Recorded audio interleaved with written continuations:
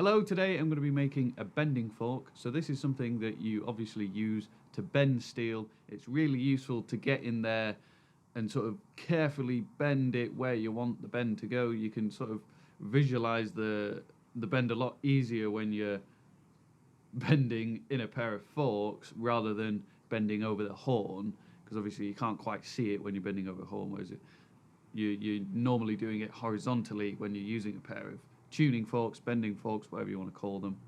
When I'm talking about bending forks, this is what I mean. This is a double pair. You've got a fork either side. However, today I'm only going to be making a single, as I want to make a pair which is much narrower, as obviously when you're creating a tight radius, at some point the forks aren't going to contact and they're just going to pivot around the outside. You're not actually going to be able to change the radius, actually bend the material. However, by having a tighter pair of forks, you can actually get in there and bend that material. To actually use them, I'll show you with this bar. You literally just get on there, 2 points of contact, and then you can bend, and the bend is going to be created where the actual forks go. So they're really useful to getting in there and putting a bend in where you want the bend to be, if you know what I mean. Usually I only use them really for correcting a shape that has gone wrong as I'm forging it with a hammer. You'll use them horizontally, so you'll have your scroll or whatever going horizontally on the anvil, and then you can get in there and make the bend where you want it. And so you can see the scroll and you can see with your eye, where the bend actually needs to be. You've got to learn the sort of shape of a scroll and bending material, and where it's too tight, where it's too loose, and where that means you then have to bend it.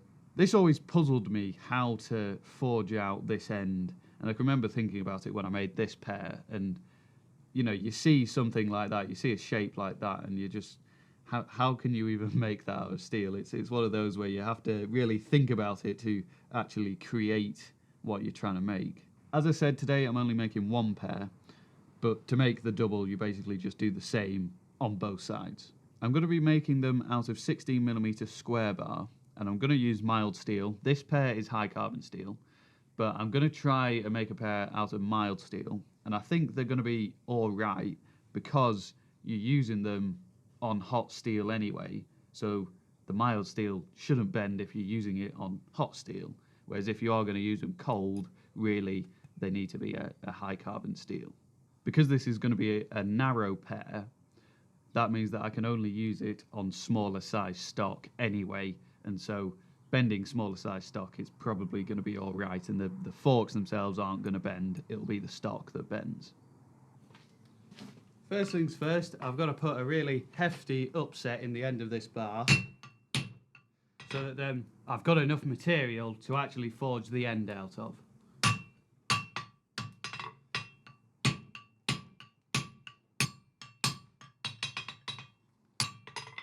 So we've got a big upset, as I said. I reckon it's about 25mm square now.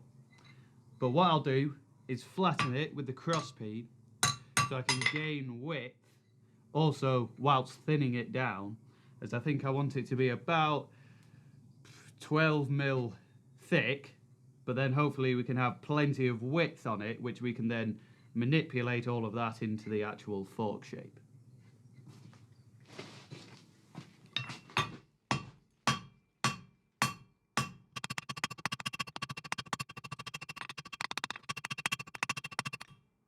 As I'm doing this, I'm making sure to work both sides evenly, otherwise you end up just moving the material on top of the bar, as obviously you're going to have a smaller surface area of contact with the cross-peen, which is the whole point of using the cross-peen.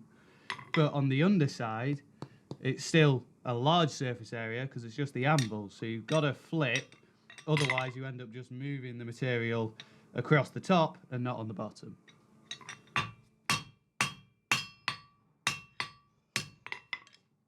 Now we've sort of got this weird shape on the end of the bar, I can begin to put in some set downs to section off the material for the actual forks.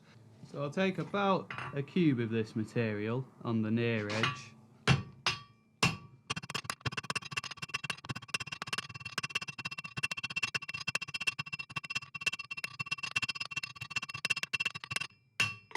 So So that's still nice and chunky there. We've left it nice and thick, and of course we can refine that as we gradually work it down to size.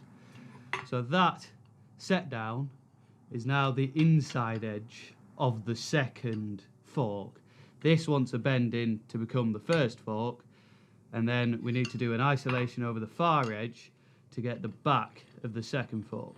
So I want to leave a decent amount of material on the end for the second fork, so that I can forge that material out to gain some more length on it. I think the next thing to do is try and forge this material out, so bring it out like that into the second fork.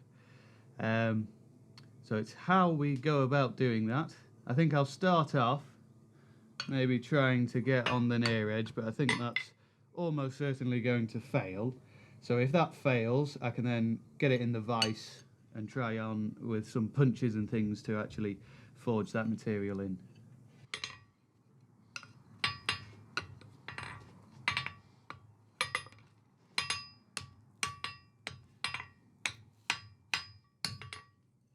That's not really working, so I'm going to try and put it in the vise and just upset the material that way. I just took a heat on it then and it seemed to work pretty well. What I've done is I've put an insert into the vise, which is basically just a piece of angle iron, and I put a nice radius on the edge so that I'm not going to be forging any cold shuts as I'm upsetting this material. So that is going to get clamped in the vise, and then we can just forge that out into this second fork.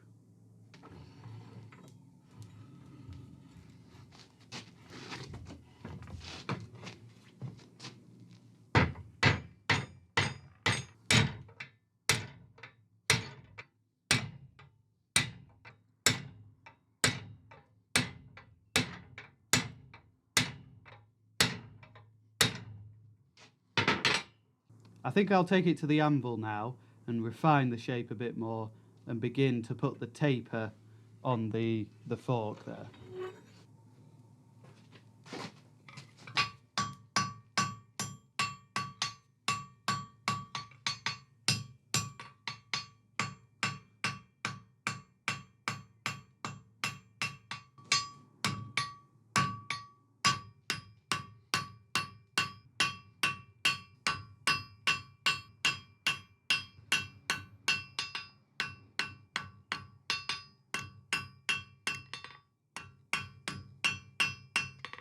So there's the second fork as forged. It's nice and chunky at the moment. If I have to, I can always come back with files and refine the shape a bit more.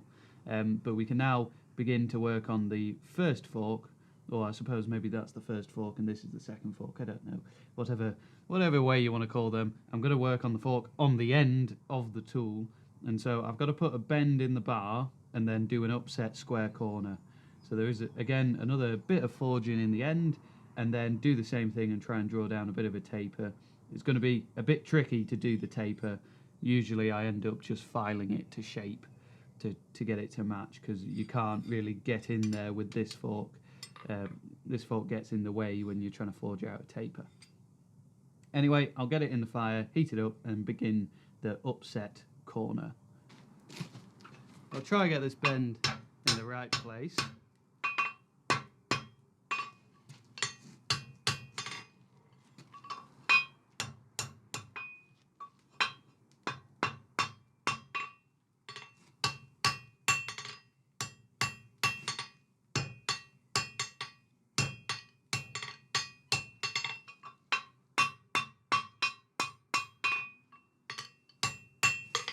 I need to take a shorter heat to do any upsetting really, but from here you can see that it's at about 80 degrees, this piece, to the actual body of the fork, and so we don't want to be at 90, and we definitely don't want to be over 90, as that runs the risk of creating a fold, which can then create a cold shut and a crack, and so this fork could fall off, so we don't want to do that obviously.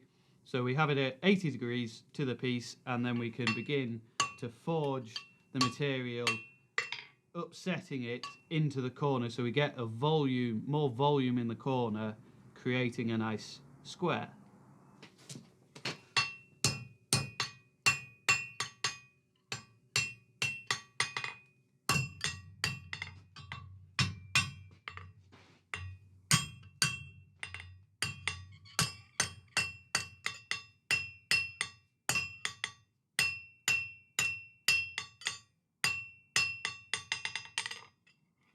We're getting there now.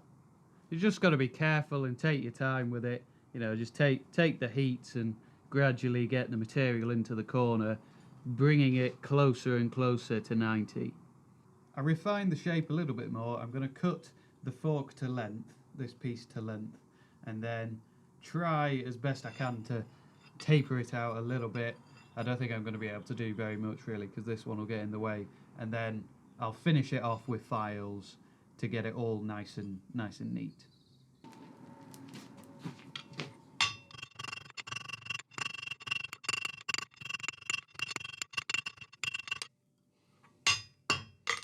I think that's all I'm going to be able to do at the anvil, but I've pretty much got the length on it, so I'll just get it down to size with files. Also, you'll notice on this taper, which I could forge out, it's knocked in, so it's not tapering equally out of the bar. The taper's knocked over, and that's so that these two inside edges are parallel, and that's really key. Because if those edges aren't parallel and you're bending something, you're going to end up with a spiral. It's not going to bend horizontally. There's going to be a bit of a vertical bend to it as well. So get those as parallel as you can, and you can neaten it up now, as I said, with files anyway. But it's really key to knock that in to make sure that they are parallel on the inside. I'm going to start with the grinder, as I can do bits of it with the grinder, but the inside I'm going to have to do with files. So I'll see how much I can do with the grinder and then change to files.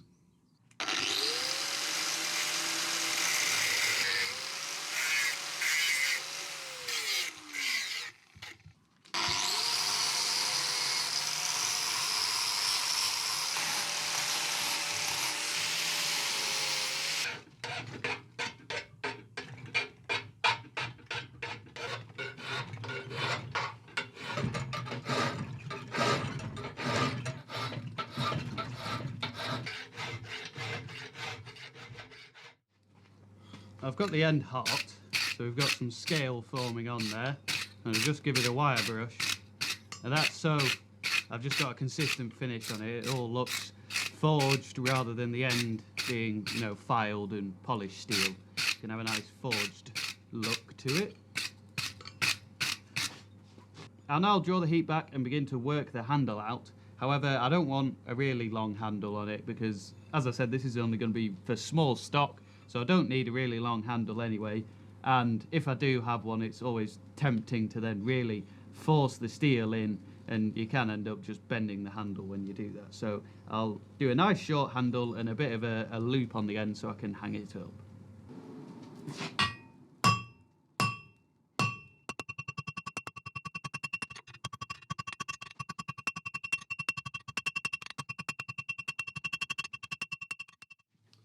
I'll now forge a set down, which I can then roll up into an eye.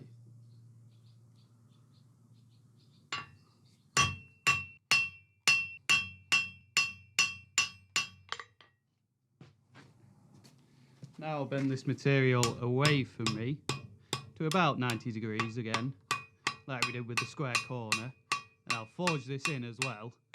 So you see I've got to upset that material there so we get it nice and flush, and then bend it up into a ring. Now I'll begin to wrap this up into a ring.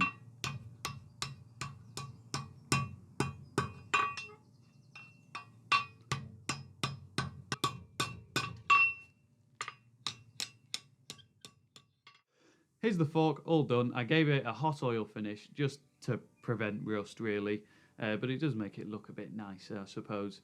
It's pretty much how I wanted it, the overall fork itself. The end is much bigger than this one, which is the one that I made before.